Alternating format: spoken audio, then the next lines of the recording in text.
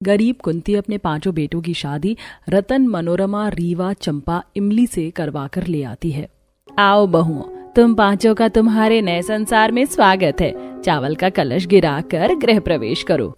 जी माँ। तब कलश गिराकर 5 अंदर आकर चटाई पर बैठ जाती हैं। कुंती बहन, अब जल्दी से मुंह दिखाई करवा दो ताकि हम भी घर चले। गर्मी में खड़े खड़े मैं तो भुट्टे की तरह भून गई हूँ। अब वैसे कुंती बहन, बुरा मत मानना, मगर तुम्हारे 5 बेटों में से कोई भी काम काज के नहीं है। और इतनी भी कमाई धमाई नहीं है क्या कि घर में एक छत पंखा लगवा सके। पड़ोसन कोकिला की बात कुंती के दिल में चुभ जाती है। तभी इमली तड़केदार जवाब देती है, काकी माँ, आपने अपने घर में फर्स्ट क्लास एसी लगवा रखी है तो उसकी फर्राटेदार हवा भी आप खाते हैं, तभी ढोलक जैसे फटने को हो रही हैं। तौबा तौबा, देखो जरा इस कुंती की गांव वाली बहू तो बड़ी टेढ़ी खीर है, कैसे टेढ़ा जवाब दे रही है। इमली बहू, चुप हो जाओ, किसी को दरवाजे पर बुलाकर अपमानित नहीं करते। काहे नहीं बोले सासू माई, ये भी तो कितना भचर भचर कर रही थी। अरे ये क्या हमारे घर का खर्चा पानी चल रहा है जो हम इनकी सुने। इमली की बात से पड़ोसन कोकिला को तेज की मिर्ची लग जाती है, जिससे वो खिसक लेती है। इमली, तुमने तो कोकिला आंटी की क्या खूब क्लास लगाई, आज उन्हें खाना भी हजम नहीं होगा। चुप कर तू, लखन अपनी लुगाई की तारीफ कर रहा है। देखते देखते सूरज डूब जाता है और रात हो जाती है। तभी रत्ना चंपा पसीने से तरबतर होकर बोलती है, माँ जी, घर के अंदर तो रात के टाइम भी थोड़ी ठंडक नहीं है, इतने घमस में नींद कैसे पड़ेगी। बहुओं, मैं भी इसका जुगाड़ लगाती हूँ, तब तक तुम ये हाथ पंखा कर लो। आहा, ये घास पंखा तो कितनी ठंडी हवा कर रहा है, अब थोड़ी राहत पड़ी है। लगता है ये पंखा माँ जी ने खुद से बिना है, कितना हल्का है और घुमाने पर फर्राटेदार हवा दे रहा है। तभी आंगन में से हरी हरी घास कुंती घर में लाती है, जिस पर रत्ना, माँ जी, आप ये घास किस लिए लाई हैं। रत्ना बहू, रोजाना हम इस घास का बिछौना करके सोते हैं। घास का बिस्तर ठंडक वाला होता है, इसलिए नींद पड़ जाती है, वरना जमीन तो ज्वालामुखी जितनी जलती है। लाइए माँ जी, हम लगाते हैं बिस्तर।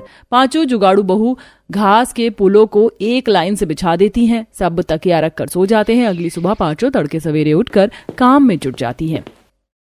जेठानी जी, मैंने मिट्टी से चूल्हा लीप दिया है, आपको राशन मिला। रीवा, आटा, चावल, दाल सब तो मिल गया, लेकिन सारे उपले तो खत्म हो गए हैं, केवल चूड़ा बचा है गोबर का। मनोरमा जेठानी जी, अच्छे से देखिए, क्या पता टोकरी में 2-4 लकड़ी पड़ी हो तो आंच जोड़ लेंगे और बुरादा झोंक कर जुगाड़ लगाकर खाना पका लेंगे। रीवा, बिना लकड़ियों की बात नहीं बनेगी। इतने में कुंती पसीने पसीने होकर थकीहारी सर पर लकड़ियों की गठरी लिए आती है। ओहो, सूरज देवता ने आग बरसा रखी है। मंजली बहू, लकड़ी तो उतार ले। माँ जी, इतनी तेज धूप में आपको लकड़ी लेने जाने की क्या आवश्यकता थी, हम 5 ले आते। बहुओं, सारी जिंदगी तो तुम 5 को ही गृहस्थी संभालनी है, लेकिन अभी तुम एक दिन की दुल्हन हो, लकड़ियां लेने जंगल जाओगी तो पड़ोसने बातें बनाएंगी। कुछ देर में 5 पहली रसोई का खाना बनाकर परोसती हैं। खाने की खुशबू तो बड़ी अच्छी आ रही है, आलू दम पूरी, रसगुल्ला। आज तो दावत हो गई भाई। सोहन भैया, मुझे तो बगैर सब्जी के भी ये नमक वाली कचौरी खाने में अच्छी लग रही है। रत्ना, 2-4 कचौरी और दे दो। जी, ये लीजिए। बहुओं, रसोई के अंदर तो राशन पानी का कितना अभाव था, फिर भी थोड़े से राशन में तुमने इतने व्यंजन बना लिए। यही तो एक कुशल गृहिणी का गुण होता है। धन्यवाद माँ जी। थोड़े दिन में 5 गरीब ससुराल के रंग ढंग में ढल जाती हैं। दूर जंगल से लकड़ियां काट कर लाना, चूल्हे पर खाना पकाना, नदी पर बर्तन मांजने जाना 5 की प्रतिदिन की दिनचर्या बन जाती है।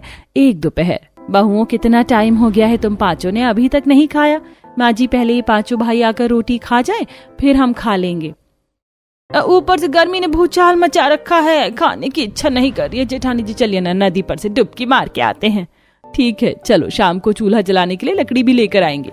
दोपहर की आग बरसती गर्मी में 5 जंगल चल देती हैं। आज 5 दूसरे रास्ते से जाती हैं, जहां ठंडा बाजार पड़ता है। कोई ठंडी लस्सी, छाछ, तो कोई चादर चटाई बेच रहा था। वहीं एक व्यापारी इलेक्ट्रॉनिक चीज, पंखा, कूलर बेच रहा था। आओ जी, रास्ते का माल सस्ते में खरीद लो, आओ जी, आओ जी। जेठानी जी, देखिए ना, व्यापारी कितना फराटेदार पंखा कूलर बेच रहा है, चलकर रेट पूछ कर देखते हैं। मगर इमली, पंखा कूलर खरीदने के लिए हमारे पास पैसे भी तो नहीं है। अरे चलिए तो पहले। तब 5 व्यापारी के पास आती हैं। भाई साहब, इस कूलर का कितना दाम है। बहन जी, वैसे तो सेकंड हैंड चीज है, मगर बड़ी कोठी वाले ने भेजा है इस कूलर को, कम से कम 50,000 का होगा, लेकिन मैं आपको 10,000 में दे दूंगा। अरे ओ चाचा, कम से कम चीज देखकर तो रेट लगाओ। अरे कूलर का हाथ पैर सब लंगड़ा लूड़ा हो गया है, बनवाने में भी पैसा खर्चा होगा, 1,500-2,000 में दे दो। इमली की बात सुनकर दुकानदार पिनक जाता है।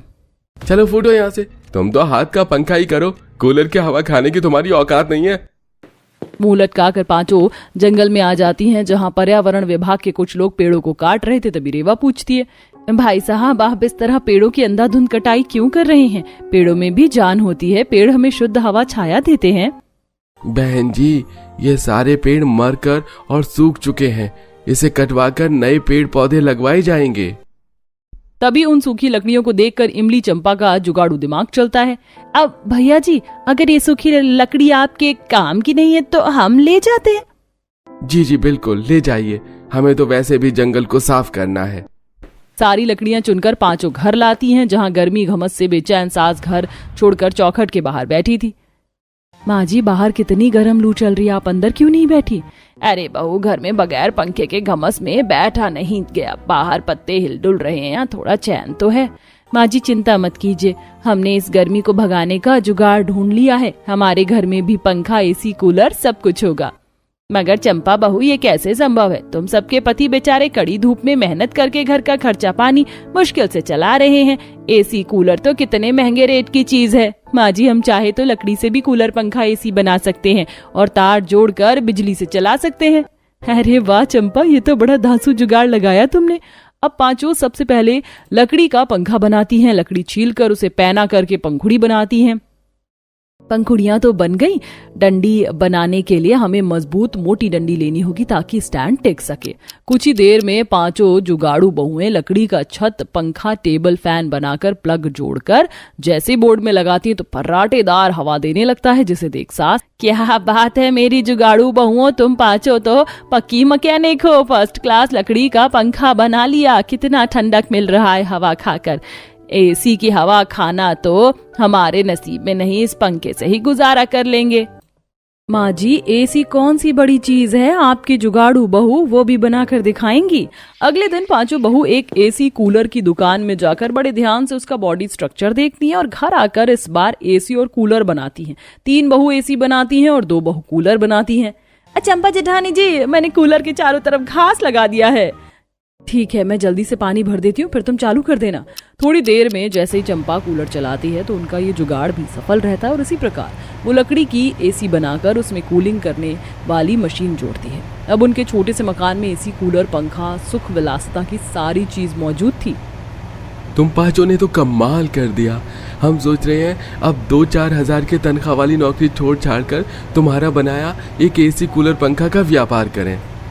पांचों के पति उन चीजों को अब बाजार लगाकर बेचने लगते हैं। इसमें जुगाड़ू बहू भी साथ देती हैं। आइए आइए, 1000 रुपए में लकड़ी का फर्राटेदार कूलर और टेबल फैन खरीदिए और ठंडी ठंडी हवा खाइए। केवल 5000 में लकड़ी वाली बढ़िया कूलिंग करने वाली एसी भी खरीदिए और गर्मी से राहत पाइए। एक बार जरा इस लकड़ी वाली एसी को चलाकर दिखाओ तो मैं खरीद लूंगी। जी बिल्कुल। मनोरमा लकड़ी वाला एसी चलाकर ग्राहक को दिखाती है। देखते देखते अब खरीदने के लिए और भी लोगों की भीड़ मच जाती है। तुम्हारी लकड़ी की एसी तो बड़ी फर्राटेदार चल रही है। मैंने चलवा कर इसीलिए देखा क्योंकि आजकल बाजार में बहुत सारे चूना लगाने वाले व्यापारी भरे पड़े हैं। इसी प्रकार से अब धीरे धीरे पांचों बहुएं बाजार में ग्राहकों का विश्वास जीत लेती हैं, जिससे गर्मी में उनकी लकड़ी की एसी, कूलर, पंखे सबसे ज्यादा बिकते हैं और अपने जुगाड़ू दिमाग से वह अपने हालात अच्छे कर लेती हैं। उनकी तरक्की देखकर जलनखोर पड़ोसने जलकर खाक हो जाती हैं। इस बार तो तगड़ी गर्मी पड़ी है। सर पर बिना गीला कपड़ा बांधे तो घर से बाहर निकलना ही मुश्किल है। मेरा तो घर से बाहर निकलने का मन ही नहीं करता। ऐसा लगता है कि धूप में बाहर कदम रखते जलकर भस्म हो जाएंगे हम लोग। इतनी गर्मी पड़ रही है और तुमने देखा नहीं आज कुएं का पानी भी कितना कम था। गर्मी से परेशान दोनों बहुएं हाथों में पानी का मटका लिए घर लौट रही होती हैं कि तभी रास्ते में उन्हें उनकी पड़ोसन सरला मिलती है। आज बड़े दिनों के बाद देखियो, कहाँ गई थी? घर पर भी हफ्ते भर से ताला लगा था। अरे तुम तो जानती हो कि मेरे वो मुझसे कितना प्यार करते हैं। गर्मी की वजह से मैं काफी परेशान हो रही थी ना, इसलिए वो मुझे घुमाने के लिए नैनीताल ले गए थे। नैनीताल? लेकिन वो तो काफी महंगी जगह है ना। हाँ, लेकिन अगर एक पति अपनी पत्नी के लिए सब नहीं करेगा तो किसके लिए करेगा? सरला की बातें सुन प्रणाली और प्रेरणा एक दूसरे की तरफ देखने लगती हैं और सीधा अब अपने टूटे फूटे घर में आ जाती हैं, जहां टूटी छत से धूप की रोशनी सीधा उनके घर पर पड़ रही थी। तो वहीं इतनी गर्मी थी जिसमें आरोही और शांति चूल्हे पर खाना बना रही थी। आ गई तुम दोनों? कब से इंतजार कर रहे हैं हम तुम्हारा। कुआं तो यहीं पास में है, फिर भी इतनी देरी कैसे हो गई? रास्ते में सरला मिल गई थी, कह रही थी उसका पति उसे घुमाने के लिए नैनीताल लेकर गया था। अरे किस्मत हो तो सरला के जैसी हो, वो भी हमारे जैसी गरीब है, लेकिन उसका पति उसके लिए कितना कुछ करता है। वो तो है, अब सबके पति हमारे पतियों की तरह थोड़ी ना हैं, जिनको अपनी पत्नी की कोई परवाह ना हो। गांव में हर कोई गर्मी से परेशान होकर कूलर ले आया है, लेकिन ये लोग क्या ही बोलो, छोड़ो। गर्मी से परेशान बहुएं अपने पतियों के कुछ न करने को लेकर बात कर रही होती हैं। तभी उन सबके पति फैक्ट्री से दोपहर का खाना खाने के लिए घर आते हैं। तुम लोग अभी तक बस खाना बनाने में ही लगी हुई हो। जब पता है सब दोपहर में आते हैं खाना खाने के लिए, तो समय से खाना बनाकर क्यों नहीं रखती? आप लोग खुद तो फैक्ट्री में काम करते हैं, लेकिन गर्मी में तो हम लोगों को बनना पड़ता है। कितनी बार कहा है कि छत ठीक करवा दो, धूप सीधा घर में आती है, ऊपर से इतनी गर्मी में चूल्हे पर खाना बनाओ। सबके पति अपनी पत्नियों का कितना ध्यान रखते हैं, उन्हें गर्मी में घुमाने के लिए ठंडी ठंडी जगह पर ले जाते हैं, और एक आप लोग हैं। घर में कदम रखा नहीं की शिकायतों की लिस्ट शुरू हो गई। मेहनत करके हम लोग तुम लोगों का पेट भर रहे हैं, इतना काफी नहीं है क्या? गर्मी में पेट भरना ही काफी नहीं है ना तो आप लोगों से पंखा ठीक करवाया गया और ना ये छत। अपने शौक पूरे करने हैं, है ना? तो खुद जाकर काम कर लो। सब बाहर जाकर काम करोगे ना, तब पता चलेगा। गर्मी के चलते आए दिन सभी बहुएं अपने पतियों से कूलर पंखे की फरमाइश करते हुए काफी लड़ाई झगड़ा करती थी, जिससे परेशान होकर अब इन सबके पति शहर में एक नौकरी ढूंढ लेते हैं। ये उम्मीद थी आप लोगों से ऐसी हालत में इस टूटे फूटे घर में गर्मियों में हम लोगों को छोड़ कर जा रहे हैं। कम से कम तुम लोगों का छुटकारा तो मिलेगा। घर के खर्च के लिए पैसे रख दिए हैं हम लोगों ने, अब महीने में एक बार आया करेंगे। सभी भाई गुस्से में शहर में नौकरी के लिए चले जाते हैं। तो वहीं अब अनुयायी उनके दिए हुए पैसों से घर चलाती है और 1 से 2 हफ्ते में ही सारे पैसे खत्म होने को आ जाते हैं। अब क्या करें, 4 दिन और फिर ये पैसे भी खत्म हो जाएंगे और हमारे पतियों को भी आने में भी काफी समय है। जब तक कैसे गुजारा होगा हमारा? गांव के कुछ लोग पास के जंगल से लकड़ियां काटकर उन्हें बेचकर अपना गुजारा चलाते हैं। हम भी लकड़ियों को काटना शुरू कर देते हैं, कम से कम घर में पैसों का इंतजाम हो ही जाएगा। प्रेरणा ठीक कह रही है, अब पेट पालने के लिए कुछ तो करना ही होगा ना। पैसे खत्म हो जाने के बाद 5 बहुएं पास के जंगल से लकड़ियां लाकर उन्हें बेचकर अपना गुजारा चलाती हैं। बीतते दिनों के साथ साथ अब गर्मी भी काफी बढ़ चुकी थी। 5 बहुएं गर्मी से परेशान होकर घर के कोने में बैठी होती हैं कि तभी घर का मालिक केशव आता है। केशव जी, आप यहाँ? अरे जरूरी काम था इसलिए आना पड़ा। गांव में मेरे जितने भी मकान हैं उन्हें बेचकर अब मैं शहर में एक घर लेने वाला हूँ, इसलिए आप लोग हफ्ते भर में मकान खाली कर दीजिएगा। ये आप क्या कह रही हैं? इस गांव में तो आपके अलावा कोई और घर किराए पर देता भी नहीं है। हम अगर घर खाली कर देंगे तो जाएंगे कहाँ? अब मैं भी क्या ही कर सकता हूँ, इसलिए तो आपको हफ्ते भर पहले ही बता दिया कि आप लोग कहीं ना कहीं अपना इंतजाम कर लो। केशव की बात सुनकर सभी बहुएं काफी ज्यादा परेशान हो जाती हैं और अगले दिन हर रोज की तरह लकड़ियां काटने जंगल में जाती हैं। अब क्या करें हम? हमारे पतियों का भी कुछ अता पता नहीं है कि वो कब आएंगे, और ना ही हम किसी दूसरे गांव जा सकते हैं। अब हमें तिरपाल लगाकर रहना पड़ेगा। सभी बहुएं लकड़ियां काट ही रही होती हैं कि तभी तेज बारिश शुरू हो जाती है। बारिश की वजह से भागते हुए जंगल से बाहर निकलने की बजाय जंगल के अंदर की तरफ चली जाती है और एक बड़े से पेड़ के नीचे जाकर खड़ी हो जाती है। लगता है हम बाहर निकालने की बजाय जंगल के और अंदर आ गए हैं। अब जब तक बारिश नहीं रुक जाती तब तक यहीं रहना होगा। कुछ देर बाद जब बारिश रुकती है तो प्रेरणा की नजर थोड़ी दूर पर पानी पर पड़ जाती है। पहले तो प्रेरणा को गड्ढा लगता है, लेकिन जब प्रेरणा थोड़ा आगे जाती है तो देखती है कि वो पानी का गड्ढा नहीं बल्कि एक बहुत बड़ी नदी है। यहाँ तो इतनी बड़ी नदी है। प्रणाली, शांति, विमला, देखो यहाँ कितनी बड़ी नदी है।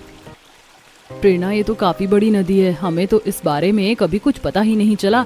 लगता है लोग बाहर से लकड़ियां काट कर ले जाते हैं और अंदर की तरफ आते ही नहीं हैं। यहाँ पर कितनी ज्यादा ठंडक है ना, और कितनी बड़ी जगह भी है ये। मैं तो कह रही हूँ कि हम बाहर गाँव में गर्मी में तिरपाल लगाने की बजाय क्यों ना यहीं पर अपनी छोटी सी झोपड़ी बना ले। ये सही रहेगा। फिर हमें लकड़ियां काटने के लिए ज्यादा दूर भी नहीं जाना पड़ेगा और पानी की भी कोई दिक्कत नहीं होगी। चलो फिर जल्दी से घर बनाने की तैयारी करते हैं। सभी बहुएं वापस अपने टूटे फूटे किराए के घर में जाती हैं और वहां से अपना सारा जरूरी सामान लेकर वापस नदी किनारे आ जाती हैं और उसकी मदद से एक छोटी सी झोपड़ी बना लेती हैं। साथ ही छोटे मोटे सजावट के सामान और खेल खिलौने भी बनाती हैं। ये देखो, मैंने लकड़ी से कितनी सुंदर छोटी सी बैलगाड़ी बनाई है, लोग तो इसे देखकर ही खरीद लेंगे। तुम लोगों ने तो लकड़ी से काफी सारा सामान बना लिया और मैंने आज घर के सारे गंदे कपड़े धो दिए और नदी के ठंडे ठंडे पानी में नहा भी लिया। मैं तो कह रही हूँ तुम लोग भी जाकर नहा लो, कैसे पसीने से परेशान हो रही हो। चलो चलते हैं, काफी समय के बाद ठंडे पानी से नहाने को मिलेगा। शुरुआती दिनों में तो पांचों बहुएं नदी किनारे जंगल के पास बनाई अपनी छोटी सी झोपड़ी में काफी ज्यादा खुश थी, लेकिन वो जंगल है तो परेशानी भी होनी लाजमी थी। ये मेरे पैर पर क्या रेंग रहा है, कहीं कोई कीड़ा तो नहीं आ गया। प्रेरणा जैसे ही नींद से आंख खोलकर देखती है तो उसके पैर पर कोई कीड़ा नहीं बल्कि एक सांप का बच्चा घूम रहा था, जिसे देख प्रेरणा बिस्तर से उठ जाती है और चिल्लाने लगती है। प्रेरणा के चिल्लाने की आवाज से बाकी बहू जब घर के अंदर आती हैं, हे भगवान, ये सांप का बच्चा हमारे घर में कैसे घुसा, अब इसे बाहर कैसे निकालें? आरोही बाहर से लकड़ी का टुकड़ा लेकर आती है और हिम्मत दिखाते हुए सांप के बच्चे को उठाकर बाहर जंगल में फेंक देती है। तो वहीं अब रात जब होती है तो सभी लोगों को अजीब अजीब जानवरों की आवाज आने लगती है। इस जंगल में तो काफी खतरनाक जानवर हैं, इसलिए कोई भी इस जंगल के ज्यादा अंदर नहीं आता था। लगता है जानवर हमारी झोपड़ी के पास ही हैं, कहीं ये हमारी झोपड़ी में आ गए तो। मैं तो लालटेन बुझा रही हूँ, कहीं रोशनी को देखकर ये जानवर हमारी झोपड़ी में ही ना घुस जाएं। अब शाम होने से पहले ही सभी बहुएं अपनी झोपड़ी के बाहर आग जलाकर रख देती थीं। आग की वजह से कोई जंगली जानवर तो उनकी झोपड़ी के करीब नहीं आता, लेकिन डर फिर भी सभी बहुओं में बना रहता है। प्रणाली नदी किनारे बैठकर हर रोज की तरह बर्तन धो रही थी कि तभी प्रणाली के सामने एक उड़ता हुआ बड़ा सा बाज आता है। हे भगवान, अब इस जंगल में बाज की ही कमी थी, ये मुझे इस तरह से क्यों देख रहा है? प्रणाली डर के मारे भागने लगती है। तभी वो बाज उड़ते हुए प्रणाली का पीछा करता है और उसके कंधे पर अपने नाखून से मार देता है, जिससे प्रणाली को काफी चोट लग जाती है। तो वहीं घर में मरहम बनाकर उसके चोट पर लगा देती है। सभी अब काफी ज्यादा परेशान थे। तो वहीं दूसरी तरफ 1 महीने से ऊपर हो चुका था। पांचों बहू के पति जब गांव आते हैं तो देखते हैं कि घर में कोई नहीं है। पड़ोसियों से पूछने पर आप लोगों के जाने के बाद केशव जी ने अपना घर बेच दिया और वो पांचों जंगल की तरफ चली गई। पहले तो वो रोज जंगल से गांव में आना जाना करती थी, लेकिन कुछ दिनों से तो वो यहाँ नहीं आई हैं। क्या कहा? वो नहीं आई? कहीं उन्हें कुछ हो तो नहीं गया? पांचों पति जब उन्हें ढूंढते हुए जंगल में जाते हैं तो थोड़ी देर में वो नदी किनारे बनी उस झोपड़ी में पहुंच जाते हैं जहां इन सब की पत्नियां होती हैं। बहुत दर्द हो रहा है कंधे में, कंधा बिल्कुल हिलाया भी नहीं जा रहा है। प्रणाली, हमें माफ कर देना, हमारे पास इतने पैसे नहीं है कि तुम्हें डॉक्टर के पास ले जा सके। अगर आज हमारे पति हमारे साथ होते तो हमें ऐसे दिन न देखने पड़ते। न जाने वो कब आएंगे, कहीं वो हमें भूल तो नहीं गए। ऐसा कभी नहीं हो सकता, हम तुम लोगों को कभी नहीं भूल सकते। हमें माफ कर दो, हमारे गुस्से के चलते तुम लोगों के साथ क्या कुछ नहीं हो गया। पड़ोस वाली मयूरी ने हमें सब कुछ बता दिया। अब तुम लोगों को यहाँ रहने की कोई और जरूरत नहीं है और तुम सब हमारे साथ शहर चलोगे। बस हमें माफ कर दो। आप लोग आ गए, यही हम पांचों के लिए काफी है। सभी पति अब अपने पत्नियों को शहर ले जाते हैं, जहां सबसे पहले वो प्रणाली का इलाज करवाते हैं। कुछ ही दिनों में प्रणाली भी ठीक हो जाती है और अब वो सब शहर में ही एक किराए के मकान में रहते हैं। अपने पतियों को दिन रात मेहनत करता देख शहर में छोटे मोटे काम देखना शुरू कर देती हैं, जिससे अब धीरे धीरे वो अपनी जरूरत को भी पूरा कर पाते हैं और जल्द ही सब एक साथ मेहनत करके अपना खुद का घर बनाते हैं और खुशी खुशी रहते हैं।